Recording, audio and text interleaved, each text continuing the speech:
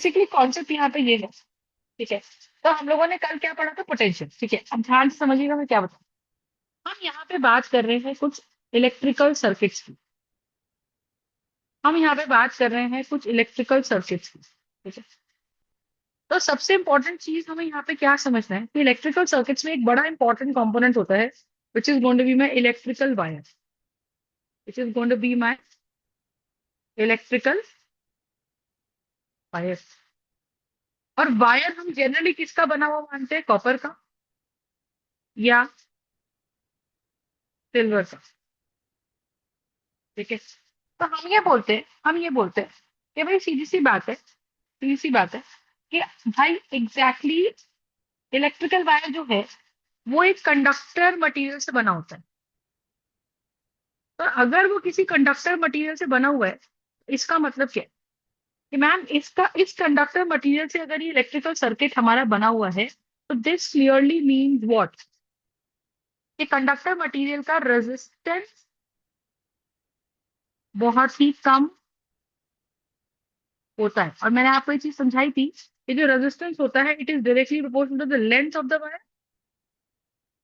It is directly proportional to the length of the wire, and that is inversely proportional to the area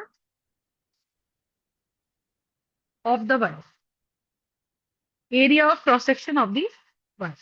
Are we understanding? So R is directly proportional to the length of the wire, and R is inversely proportional to the 1 by area of the wire. Are we understanding this part? So this is going to be the resistance. Yes or no? Got the point? So R is directly going to be the length of the wire and under inversely proportional to the area of the wire. That is, अगर wire ऐसा हमारे पास है तो ये इसका area of cross section है,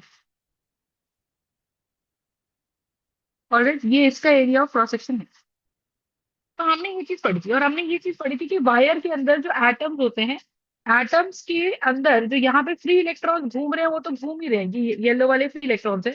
लेकिन बीच में इसके जो हमारे पास इस तरह से ये एटम्स घूम रहे हैं, बीच में जो एटम्स घूम रहे हैं इनका सीन क्या है मुझे बताओ।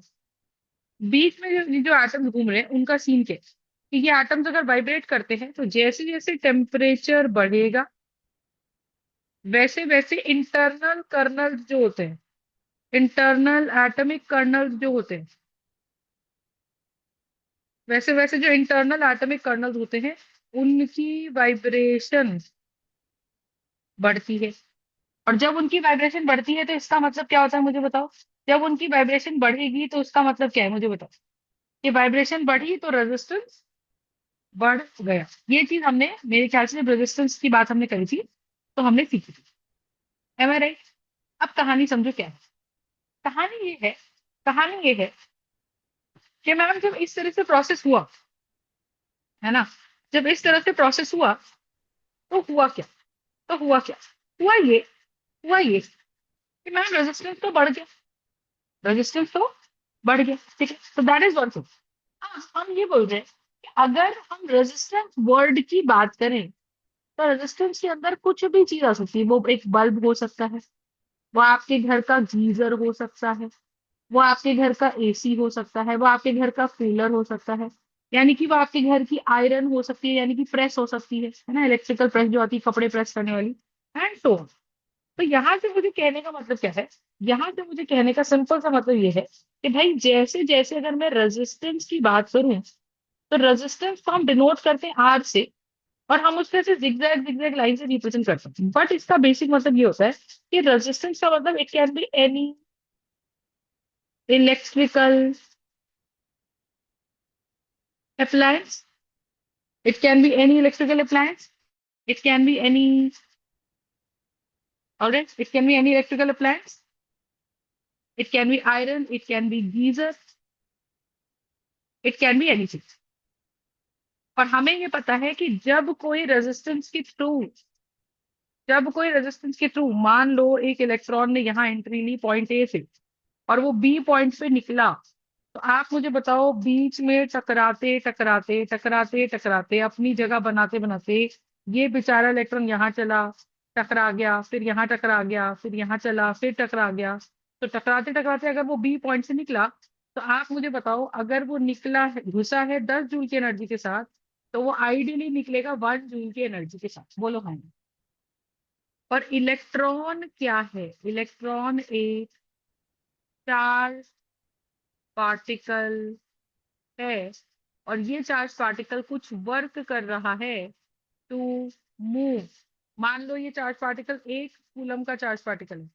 1 कूलम का चार्ज पार्टिकल का मतलब हो गया इन शॉर्ट 6.25 इंटू 10⁻18 इलेक्ट्रॉन्स जो हैं, अगर वो ए पॉइंट से निकलते निकलते बी पॉइंट तक पहुंच के निकलने की कोशिश करेंगे, तो वो एटम के इंटरनल कर्नल से टकराते टकराते, वो एटम के इंटरनल कर्नल से टकराते टकराते, ठीक है, वो एटम के इंटरनल कर्नल से टकराते टकराते क्या करेंगे मुझे बताओ?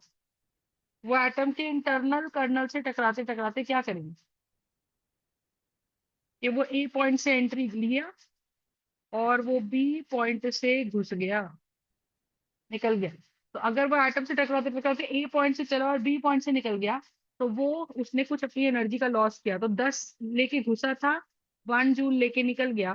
क्या यहाँ से यहाँ पोटेंशियल डिफरेंस आया 9 वोल्ट्स का? क्यों भाई? क्योंकि वर्क डन कितना हुआ है? 9 जूल्स का वर्क डन हो गया, क्योंकि 10 जूल एनर्जी हमारे पास थी जब हम निकले, तो भी हमारे पास 1 जूल बची थी। तो मैंने मेहनत कितने जूल्स की कर ली? 9 जूल की पर कूलम। तो मैं बोलूंगी 9 वोल्ट्स की एनर्जी का लॉस हुआ है पर coulomb. Are we understanding this part और नॉट? जस्ट बताइए, is the concept clear? Is the concept clear? Just तो दैट इज द आइडिया। तो जब भी हम इसकी बात करते हैं, तो रेजिस्टेंस आर जो हमारे पास है वो क्या है? बात करने, that's the idea, that's the idea. तो whenever we are talking about the resistance, right, तो किसी भी रेजिस्टेंस के थ्रू तो हम कैसे बोलते हैं? हम कहते हैं जी मेरे पास ये एक रेजिस्टेंस है, ठीक है, और जो ये मेरे पास रेजिस्टेंस है उसकी पॉइंट ए पर, और एक उसका पॉइंट है यहाँ पर पॉइंट बी। तो एक ए पॉइंट पर और एक बी पॉइंट की अगर बात करें, तो यहाँ से जो भी करंट घुसेगा, what is current? Current is charge per time, per second जो भी करंट घुसा। आप मुझे एक सिंपल सी बात बताओ, चार्ज ज्यादा कब होगा एक पॉइंट से? मुझे बताओ, एक पॉइंट से चार्ज ज्यादा कब होगा बताओ? जब मोर नंबर ऑफ इलेक्ट्रॉन्स पास करेंगे इन 1 सेकेंड। बोलो है। तो अगर मैं बोलती हूँ कि कोई करंट घुसा और ये रेजिस्टेंस आर है, तो रेजिस्टेंस आर का मतलब आप ऐसे समझोगे कि इसके अंदर बहुत सारे इंटरनल कर्नल्स होते हैं। और अगर बहुत सारे इंटरनल कर्नल्स होते हैं तो वो क्या करेंगे मुझे बताओ? अगर बहुत सारे इंटरनल कर्नल्स होते हैं तो इसका मतलब क्या है? It is definitely going to lose electrons. तो पॉइंट ए से वो घुसेगा और पॉइंट बी से वो निकलेगा। बात समझ में आई? तो वो कुछ तो एनर्जी लूज करेगा। तो मैं ऐसे बोलूंगी potential difference across R is let's say 9 volt. तो आपको ये मन में समझना है कि 9 वोल्ट का मतलब है 9 जूल पर कूलम। इसका मतलब ये रहा होगा, इसका मतलब ये रहा होगा आइडियली कि ए पॉइंट का पोटेंशियल अगर 20 है ना, तो यहाँ बी पॉइंट का पोटेंशियल 11 वोल्ट है। मतलब इलेक्ट्रॉन जो है वो 20 जूल की एनर्जी लेके घुसे होंगे, तो 11 जूल की एनर्जी बची होगी और उससे आगे चलेंगे। अगर वो 10 जूल की एनर्जी घूमते होंगे तो 1 जूल की एनर्जी बची होगी। अगर वो 11 जूल की एनर्जी लेके घूमते होंगे तो 2 जूल की एनर्जी बची होगी। मतलब इनिशियल और फाइनल एनर्जी कोई नहीं बताता। हमें बस ये बताया जाता है कि इस रेजिस्टेंस के अक्रॉस का पोटेंशियल डिफरेंस कितना है? 9 वोल्ट। तो आप इनिशियल और फाइनल एनर्जी कुछ भी मान लो, हमें इनिशियल फाइनल से कोई मतलब नहीं है। हमें इतना पता है कि अगर अगर वो x+9 जूल्स एनर्जी लेके घुसे, ठीक है, तो वो x जूल्स की एनर्जी के साथ ही रिलीज करेगा। तो यानी कि डिफरेंस कितने का आ गया? 9 वोल्ट की एनर्जी जो थी वो उसने इसके अक्रॉस खर्च कर दी। तो वोल्टेज बेसिकली इसका मतलब क्या होता है? वोल्टेज का सिंपल मतलब होता है कि भाई कितना वर्क किया, work done per coulomb of charge, work done per coulomb of charge. is called work done per coulomb of charge is called potential difference. Work done per coulomb of charge is called potential difference. अब मुझे एक simple सी बात बताओ. एक resistance है जिसके across potential difference है 9 volt. एक रेजिस्टेंस है जिसके अक्रॉस पोटेंशियल डिफरेंस 5 वोल्ट. ये ए है और ये बी है. इसके अक्रॉस दो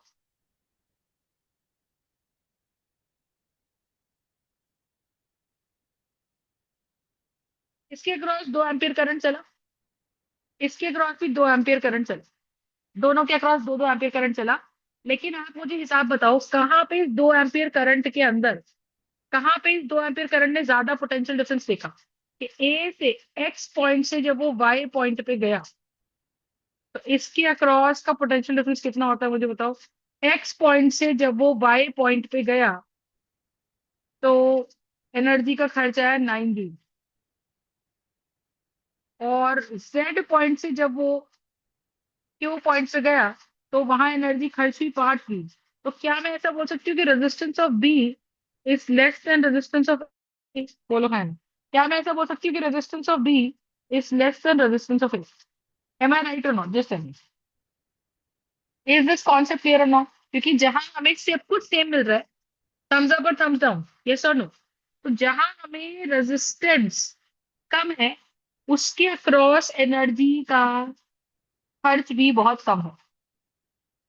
बात समझ में आ रही है? तो क्या हम यहाँ पे ऐसे बोल सकते हैं कि भाई अगर रेजिस्टेंस ज्यादा तो उसके अक्रॉस पोटेंशियल डिफरेंस भी ज्यादा? बोलो हाँ. उसके अक्रॉस पोटेंशियल डिफरेंस भी ज्यादा. तो हम बोलेंगे V is directly proportional to R. Are we understanding? Voltage का डिफरेंस ज्यादा तो रेजिस्टेंस भी ज्यादा. तो V is directly proportional to R. ये हमारा कॉन्सेप्ट है. तो इसे बोला जाता है at a constant temperature, right? And when we do that, so V is directly proportional to R. ये जो मेरे पास आया है इसे बोला जाता है Ohm's law. This is called as Ohm's law. Are we understanding this point? So this is basically called as the Ohm's law. Any doubts in this or not? Just say. तो यहां से हम क्या लिखेंगे? V is directly proportional to R. So V is equals to IR. Is the concept clear or not? Just say. So V is equals to I R. Yes or no? Correct. तो यहाँ पे जो constant of proportionality है वो क्या था? Current. तो यहाँ पे I stands here for the constant of proportionality. ठीक है. तो हम क्या लिख सकते हैं यहाँ से मुझे बताओ. तो V इज इक्वल टू आई. अच्छा एक बात समझो, अब लॉजिक समझना. अब मैंने I को कांस्टेंट मान के V directly proportional to R prove कर दिया. इसको एक और तरीके से हम प्रूव करते, इक्वेशन यही आएगी लेकिन जो अब दूसरा मेथड हम पढ़ रहे हैं वो रियल में ओम्स लॉ वो मानता. ठीक है, उससे प्रूव किया था. पर जो ये मैंने समझाया ये गलत नहीं है, बट ये एक ऑल्टरनेटिव एक्सप्लेनेशन है. ठीक है, अब ध्यान से समझिए. ना लेट अस सपोज मैंने क्या बोला, ना लेट अस सपोज मैंने क्या बोला. मैंने बोला कि भी मेरे पास क्या है, एक रेजिस्टेंस है. अब यही जो रेजिस्टेंस है ना, मैंने बोला कि यार ये जो रेजिस्टेंस है ये कोई और resistance है. अब मैं बोल रही हूँ कि इसके क्रॉस पोटेंशियल डिफरेंस है एक बार 10 जूल का. जूल नहीं बोलती है मैं, इसे क्या बोलूंगी, एक बार पोटेंशियल डिफरेंस है 10 वोल्ट का. और नेक्स्ट हमारे पास सेम एक और दूसरा रेजिस्टेंस है, मान लीजिए ग्रीन वाला. ठीक है, और वो रेजिस्टेंस क्या है? आर. करेक्ट. और उसके अक्रॉस पोटेंशियल डिफरेंस है 20 वोल्ट का. अब 20 वोल्ट का मतलब समझो कि भाई मैम ऐसा हुआ कि सेम रेजिस्टेंस, ठीक है सुनिएगा. पॉइंट ए पे पोटेंशियल था 20 जूल पर कूलम. और जब बी पॉइंट पे हम लोग निकले तो पोटेंशियल रह गया 10 जूल पर कूलम. तो पोटेंशियल कितना रह गया? 10 जूल पर कूलम. वही वही जब same resistance are here, these two are same, ठीक है, वही इसके पॉइंट ए पे एनर्जी थी 20 जूल पर कूलम, और इसके पॉइंट बी पे कितना था बताओ? दैट वाज 0 जूल पर कूलम। अब आप मुझे बताओ, कहा मैंने सेम रेजिस्टेंस, ऐसा समझो कि सेम गली है, सेम गली है, सेम गली है, लेकिन उसी टाइप की गली को पार करने में यहाँ 20 जूल से 10 जूल की एनर्जी बचा ली, और वही सेम टाइप की गली के अंदर मैंने यहाँ पे 20 जूल की एनर्जी से 0 जूल की एनर्जी बचा ली। आया ना?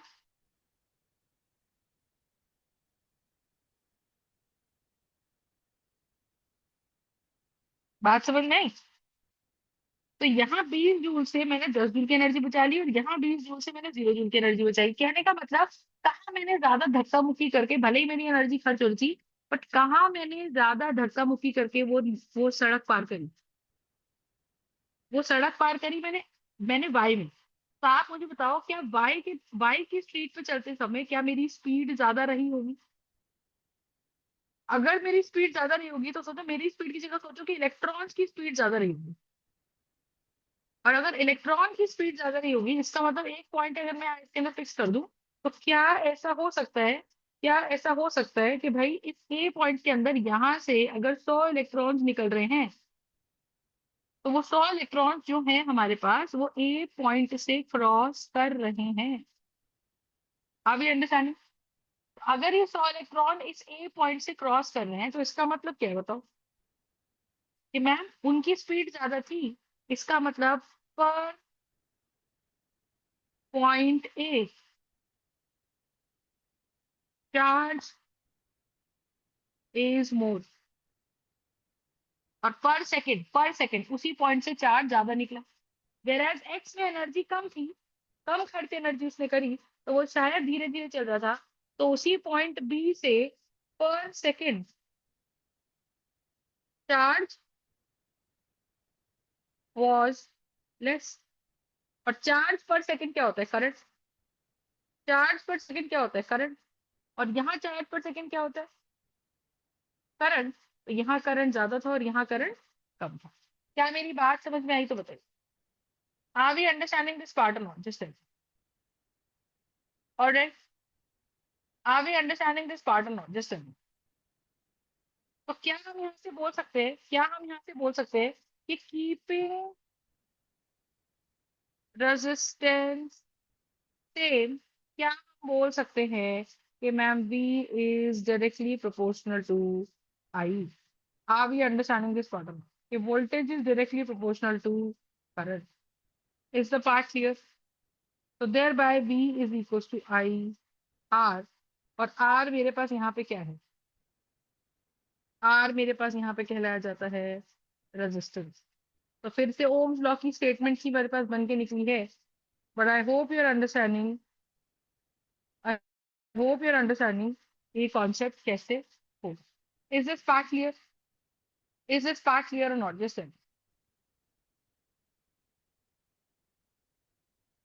Any doubts in this?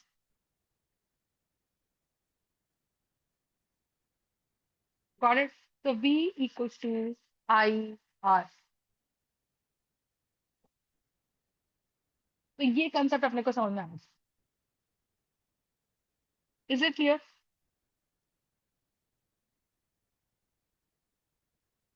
तो V equals to I R का फॉर्मूला बन गया, and hence I hope your understanding ये this is the basic idea. So V is directly proportional to I, so V is equals to IR.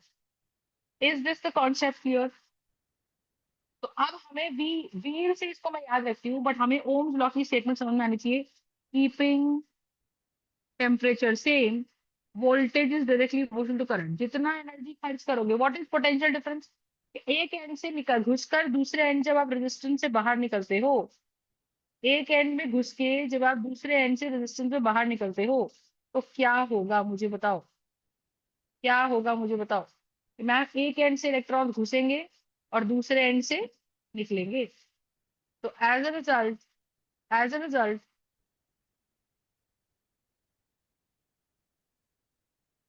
कुछ तो वो energy खर्च करेंगे।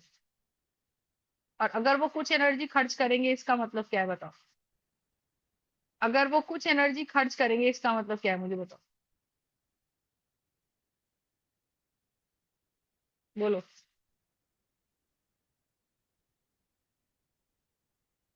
जितनी ज्यादा एनर्जी खर्च करेंगे उतना धक्का मुक्की करके निकलेंगे, उतनी उनकी स्पीड ज्यादा होगी। जितनी उनकी स्पीड ज्यादा होगी तो पर पॉइंट पर सेकेंड इलेक्ट्रॉन्स ज्यादा क्रॉस करेंगे। एंड एज ए रिजल्ट पर सेकेंड के चार्ज को ही हम क्या बोलते हैं? पर सेकेंड के चार्ज को ही हम करंट बोलते हैं। तो I hope you are understanding the concept कि किस तरीके से हम यहाँ पे रिलेशन निकाल रहे हैं कि पोटेंशियल डिफरेंस ज्यादा तो कीपिंग द रेजिस्टेंस सेम उसका, ठीक है, तो पोटेंशियल एनर्जी ज्यादा तो उसका रेजिस्टेंस भी ज्यादा। Is the concept clear? Is the concept clear? तो ये फंडा अपने को समझ में आना चाहिए।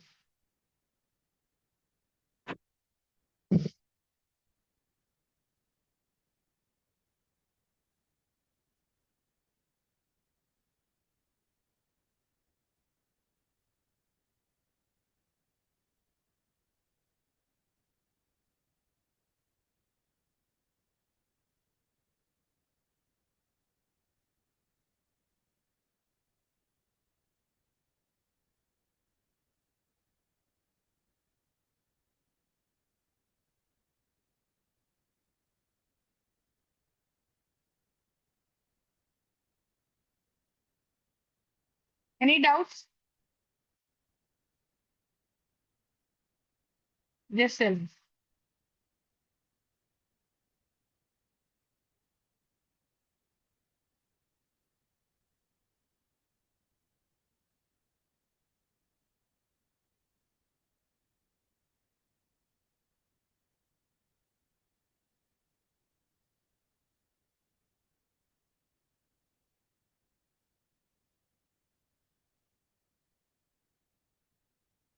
उस वक्त पे रेजिस्टेंस सेम नहीं था, वहां दो अलग अलग रेजिस्टेंसेस थे, करंट सेम था। तो अगर रुकावट ज्यादा है, अगर रुकावट ज्यादा है तो क्या होगा बताओ? अगर रुकावट ज्यादा है तो सेम करंट, ज्यादा एनर्जी खर्चेगा फिर भी करंट कम रहेगा। मैं ज्यादा एनर्जी खर्च करके निकल रही हूँ तो इसका मतलब उस गली में रुकावट ज्यादा है, करंट सेम है, चार्जेस वही है पर सेकेंड। पर सेकेंड अगर उनको एक ही पॉइंट से मान लो निकलना है, एक ही पॉइंट से मान लो निकलना है, तो क्या होगा मुझे बताओ? इसी पॉइंट से निकलने का मतलब क्या है? जस्ट टेल मी, इसी पॉइंट से निकल रहे हैं पर रुकावट ज्यादा है ए पॉइंट से। तो ए पॉइंट से हम क्या कर रहे हैं बताओ? ए पॉइंट से हम क्या कर रहे हैं बताओ?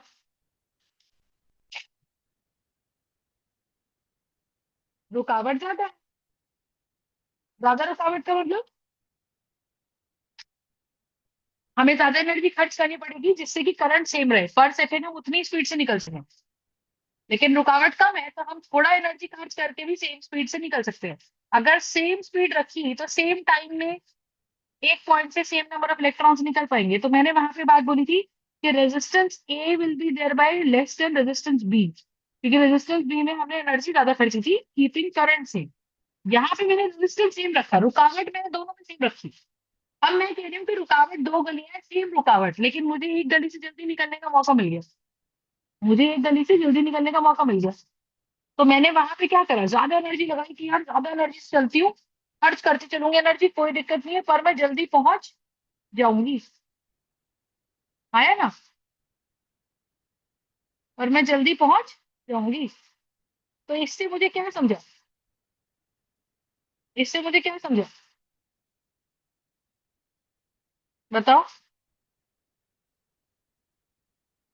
कि मैम यहाँ पर वोल्टेज अगर ज्यादा लगाई तो हम सेम रेजिस्टेंस के अक्रॉस जल्दी जल्दी निकल सकते हैं, तो हमारा करंट भी ज्यादा होगा, तो हमारा करंट भी ज्यादा होगा। नहीं आई बात समझ? बोलो।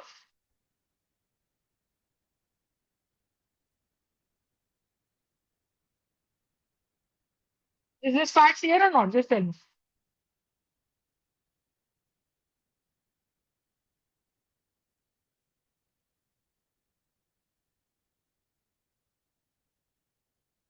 So that is the idea. So that is the idea.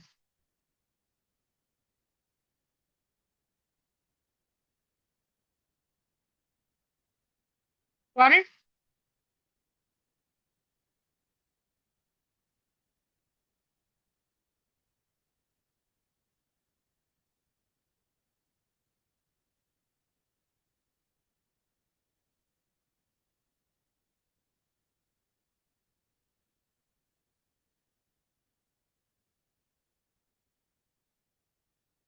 Any doubts in this? Just tell me. ठीक है, तो ये हमारा ओम्स लॉ है। अब बहुत डायरेक्ट क्वेश्चन ध्यान से समझेंगे। अब हमें कंसेप्ट समझ में आना चाहिए। अब देखो, तो V equal to I R. अब हमारे पास जो जो फॉर्मूले आ गए वो कौन कौन से आ गए?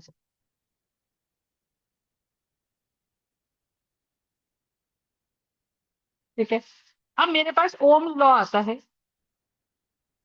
अब मुझे ओम्स लॉ क्या कहता है कि V is directly proportional to I, V is equal to I into R। तो I के साथ क्या मिल जाएगा यहाँ पे?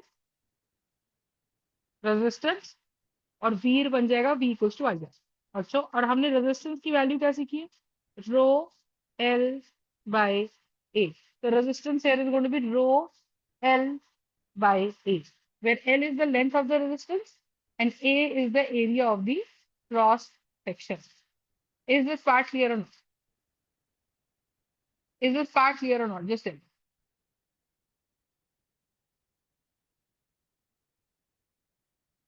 All right, this is one part. अब आप लॉजिकली समझो क्या। ठीक है, अब मुझे मान लो ऐसा क्वेश्चन दिया गया, उन्होंने कहा भाई एक रुकावट, एक रेजिस्टेंस ये है, और ये मैंने बैटरी लगा दी, और बैटरी ने क्या किया? बैटरी से जाके यहाँ पे जुड़ गई। तो जब बैटरी यहाँ से जाके जुड़ गई तो ये तो मेरी सिंगल स्टेट वाली हुई तो वायर है, और ये मेरे पास क्या है? ये मेरे पास यहाँ पे रेजिस्टेंस है, और ये मेरे पास वोल्टेज है, मान लो जी 10 वोल्ट की बैटरी, और रेजिस्टेंस मेरे पास है मान लो जी 5 ओम का रेजिस्टेंस है। तो रेजिस्टेंस की यूनिट क्या होती है? That is ohms. रेजिस्टेंस की यूनिट क्या होती है? That is ohms. I hope you are understanding. तो अगर हम यहाँ पे करें तो रेजिस्टेंस की वैल्यू इज ओम्स, और मुझसे क्या पूछा जा रहा है कि भाई बताओ इस बैटरी ने कितना करंट इससे पास कराया होगा। अब लॉजिकली समझना, क्या जब हम बोलते हैं ना कि 10 वोल्ट, तो 10 वोल्ट का मतलब हुआ कि बैटरी जो भी करंट भेज रही है वो करंट 10 जूल पर कूलम की एनर्जी लेके आ रहा है। क्योंकि बैटरी 10 वोल्ट की है, इसका मतलब वो जो है वो 10 जूल पर कूलम की एनर्जी लेकर निकल रहा है। और वो जब ए पॉइंट तक पहुंचा, पूरा तार चला चला चला चला चला, अब वो ए पॉइंट पे पहुंचा तब तक उसकी एनर्जी 10 जूल पर कूलम ही थी। क्यों? क्योंकि हम आइडियल सिचुएशन सॉल्व कर रहे हैं। जब हम आइडियल सिचुएशन सॉल्व करते हैं तो हम तारों को बेस्ट कंडक्टर मान के चलते हैं। मतलब तारों का आइडियली रेजिस्टेंस क्या है? Ideally resistance is equal to zero. Resistance is equal to zero. किसका? वायर का। किसका रेजिस्टेंस जीरो है? वायर का रेजिस्टेंस जीरो है। इज दिस पार्ट क्लियर और नॉट? तो अगर वाइब्रेशन जीरो है, so till point A energy में कोई डिफरेंस नहीं आया है, और एनर्जी उसकी 10 जूल पर कूलम ही रहेगी। Are we understanding this problem? ठीक है, तो ए पॉइंट तक उसकी एनर्जी 10 जूल पर कूलम थी, लेकिन जैसे ही वो पूरे रेजिस्टेंस को पार करा और जैसे ही वो बी पॉइंट पे पहुंचा, तो हम ये मान के चलेंगे कि उसकी एनर्जी 0 जूल हो गई। उसकी एनर्जी 0 जूल हो गई। देखो, आप इसको लॉजिकली समझ सकते हो कि बैटरी का भी जो वैल्यू दिया जाता है ना, ये भी बैटरी का पोटेंशियल डिफरेंस ही होता है। ये भी बैटरी का पोटेंशियल डिफरेंस ही होता है। अगर ये बैटरी का पोटेंशियल डिफरेंस ही है, इसका मतलब क्या है? अगर ये बैटरी का पोटेंशियल डिफरेंस ही है कि भाई यहाँ से इलेक्ट्रॉन निकला, तो वो निकला 11 जूल से बोल दो, और जब पूरा पार है तो उसकी एनर्जी बचती है उसके अंदर। ए पॉइंट तक उसकी एनर्जी 11 जूल थी, ए पॉइंट के बाद वो रेजिस्टेंस में घुस गया। जब वो रेजिस्टेंस में घुस गया तो बी पॉइंट पे उसकी एनर्जी बची 1 जूल। और तार में तो कोई रेजिस्टेंस नहीं है, तो तार में रेजिस्टेंस ना होने के कारण, आइडियली जीरो रेजिस्टेंस मानने के कारण, 1 जूल की एनर्जी में कुछ खर्च नहीं आया और वो बैटरी के पास चला गया 1 जूल। अब 11 जूल और 1 जूल का डिफरेंस कितना आएगा? 10 joule. Are we understanding this part और not? Is this part clear और नॉट? जस्ट तो हम जब इस तरह से सॉल्व करते हैं तो हमारी थॉट ये होनी चाहिए कि जब एक बैटरी करंट भेजती है तो इनिशियल पॉइंट तक उसकी एनर्जी उतनी ही रहती है जितनी बैटरी का पोटेंशियल डिफरेंस है। फिर वो करंट उतनी एनर्जी लेके जब रेजिस्टेंस से पास करना शुरू करता है तो वो कुछ तो एनर्जी खर्च करनी शुरू करता है। और जब वो कुछ एनर्जी खर्च करनी शुरू करता है तो finally when it has to return back to the battery, तो वो उतनी एनर्जी करता है, तो वो उतनी एनर्जी करता है जितनी तो वो उतनी एनर्जी करता है जितनी क्या?